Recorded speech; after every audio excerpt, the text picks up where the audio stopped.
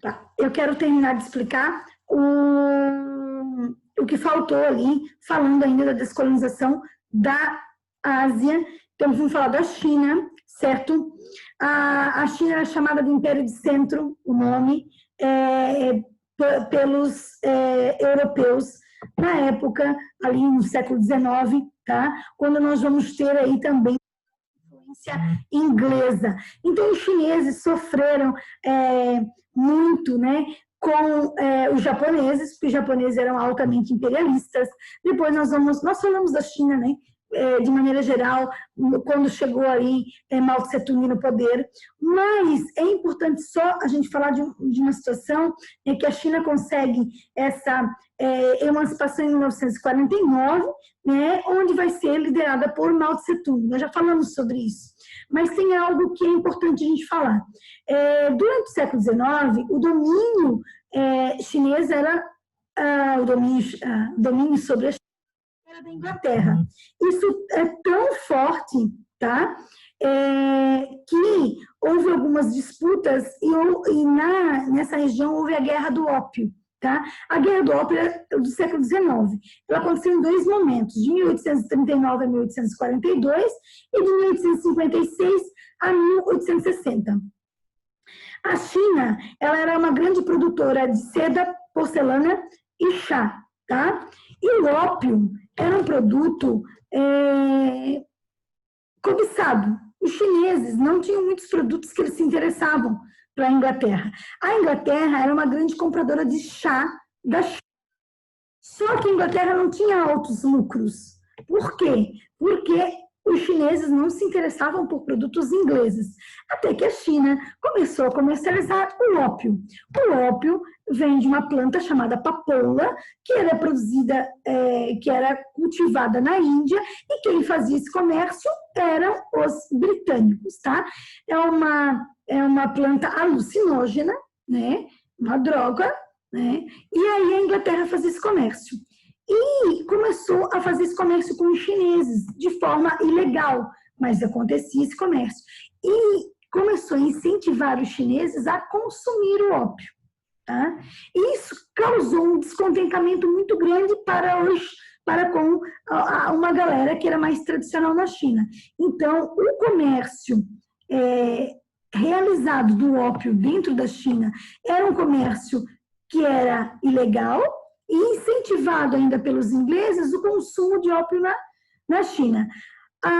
O pessoal mais tradicional, né, estava extremamente descontente com esse comércio, com essas relações, e eles começam numa guerra mesmo. Né? Tem um carregamento inglês que é lançado ao mar, né, e essa guerra acontece entre China, tá? É a chamada Guerra do Ópio, entre China e Inglaterra. Obviamente vencida pelos ingleses, né? E isso fez com que tivesse uma característica. Foi assinado um tratado chamado Tratado de Nanquim, tá? E o que é importante desse tratado? A gente lembrar. O Tratado de Nanquim deu à Inglaterra Hong Kong, tá? Então, Hong Kong dentro da China tem características muito diferentes do restante do país chinês. Eles têm muito mais liberdade, eles têm muito... tipo, andar em Hong Kong e andar no restante da China é totalmente diferente. Porque Hong Kong pertencia à colônia, à Inglaterra. Então, toda a colonização, toda a influência cultural é inglesa em Hong Kong. Então, o Tratado de Nanquim fazia os chineses pagar por tudo o que aconteceu, né, pela perda que a Inglaterra teve com a guerra do ópio, com os seus navios que foram totalmente desabastecidos, e Hong Kong ficou sob o domínio britânico, certo? Então, eu acho que isso é bem interessante para a gente pensar nos aspectos culturais de Hong Kong, por isso essa diferença, e por conta deste tratado. A Indochina, que era uma região que também conseguiu sua independência nesse período, lembrando que a Indochina era formada por Laos, Camboja e Vietnã, certo? O Laos conseguiu a independência em 1949, né? O Camboja em 1953 e o Vietnã, nós já falamos dele, né? A Guerra do Vietnã de 1945 até 1976, que vai se unificar, né, o território numa ideologia socialista. Então, o Vietnã se unifica numa ideologia socialista, a China, em 1949, passa pela Revolução Socialista, que nós já falamos, a Índia, em 1947, também consegue sua independência com a figura do Mahatma Gandhi. Seguinte, peguem a apostila de vocês, porque daí a gente já faz rapidinho, tá? Vou passar para vocês ali o gabarito da hora do estudo, certo? Então, nós vamos falar na página 29, tá? A hora do estudo, na página 29. O número 1. A Índia, uma das principais colônias do vasto império colonial britânico, conquistou sua independência em 1947. Sobre o processo de descolonização da Índia, tá? Pense nessas afirmativas. Mahatma Gandhi, grande alma, um dos principais líderes do processo de descolonização da Índia, defendeu a tese da desobediência civil como forma de protesto pacífico. Sim, lembra que eu falei que a desobediência civil, até juridicamente hoje, ela é contemplada. Ele vai ter esse contato lá na Inglaterra, porque eles, né, se formam em direito. Então, correta a primeira. 2. Por meio do boicote ao consumo dos produtos ingleses e da postura de não violência, os indianos conquistaram sua independência. Sim, tá? Então, por isso que, historicamente, o processo de emancipação política da Índia é muito significativo, porque é um processo de emancipação política muito diferente da maioria dos processos emancipatórios, porque se deu de forma pacífica, né? E 3. Após a emancipação política, a Índia sofreu uma fragmentação territorial, sim, tá? Por causa de divergências religiosas e da pluralidade cultural, que é o caso do Paquistão, certo? Então, dentro da Índia, nós tínhamos a religião hinduísta e, em contrapartida, a religião muçulmana, certo? E, por conta disso, houve a formação do Paquistão, um território de maioria muçulmana, né? Eles queriam formar um território exclusivamente muçulmano. Então, todas as alternativas estão corretas. É a letra A, certo? Aí, a número 2, fala o quê? Após a Segunda Grande Guerra, os esforços dos inúmeros povos para superar as limitações e condicionamentos herdados do colonialismo estavam travados por certas potências que ofereciam ou recusavam o seu apoio material aos programas socioeconômicos das ex-colônias, em troca de uma posição política. Foi nesse contexto que se realizou a primeira reunião de líderes dos países asiáticos e africanos, em Bandung, a conferência de Bandung, nós falamos também, tá? Na Indonésia, de 18 a 24 de abril de 1955, na qual seria germinada a política do não alinhamento. Não vou me alinhar nem aos Estados Unidos, nem à União Soviética.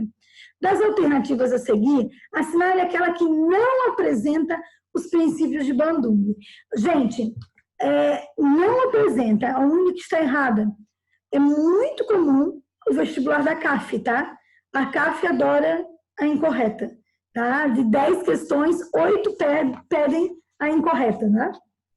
Então, olha só, o respeito à soberania e à integridade territorial de todas as nações estava previsto? Sim. Eles queriam a soberania, tá? Essa possibilidade de ser soberanos e poder decidir. B. O reconhecimento da igualdade de todas as raças, de todas as nações, grandes e pequenas, sim, o respeito às questões étnicas, né? A restrição parcial e a implantação de empresas estrangeiras nos países membros, gente, restrição parcial. Conferência de Bandung discute a igualdade, a participação. Restrição parcial na implantação de empresas? Não, tá? Essa tá incorreta, né? Ó, aí a D, a não intervenção e não ingerência dos assuntos internos de outro Estado. Então, não teria intervenção. Estava contemplado? Sim. A abstenção de todo ato ou ameaça de agressão ou do emprego da força contra a integridade territorial. A abstenção disso. tá? Quando a gente não tem certeza, a gente vai por eliminação. A melhor forma de fazermos as questões de assinalar é por eliminação, tá? Então, a alternativa certa é a alternativa C. Tá? Aí nós temos ali a número 3, que vai falar do século XX e vai falar de Bandung também, né? Ó, essa forma de questão é muito ligada ao Enem, né? Tem sempre um texto e aí, a partir do texto, as questões a serem assinaladas. Quando principiou o século XX, o poderio europeu na Ásia e na África mantinha-se no apogeu. Nenhuma ação, assim parecia, estava em condições de fazer frente à superioridade das armas e comércio europeus. 60 anos depois, apenas restavam alguns vestígios do domínio europeu. Entre 45 e 60, nada menos de 40 países com uma população de 800 milhões, mais do que um quarto dos habitantes do mundo, revoltaram-se contra o colonialismo e obtiveram a independência, que é o processo de descolonização. Descolonizaram o movimento contra o colonialismo europeu, exercido desde o século, principalmente do século XIX e século XX. Mas se a gente for falar de colonialismo europeu, a gente vai remontar desde a época das navegações.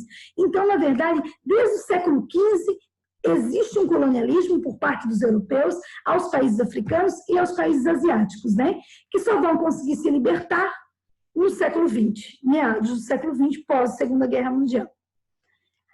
Analise as proposições que definem o movimento expresso no texto e assinale as alternativas corretas, né? Como se fosse uma somatória. Aí diz a letra A falta de coesão dos povos dominados pelos europeus explica-se pela criação do Comecon. Gente, Comecon não está falando desse contexto, tá? Então, que coordenava as políticas e planos econômicos a fim de impedir os movimentos de independência. Não, gente. O Comecon foi criado ali junto com a questão do Pacto de Varsóvia, da OTAN, da Guerra Fria, né? Mas não com o objetivo de impedir a independência de colônia nenhuma, né? Eram práticas feitas para incentivar os países a se alinharem a eles, com a questão de investimento financeiro. Então, a letra A está incorreta.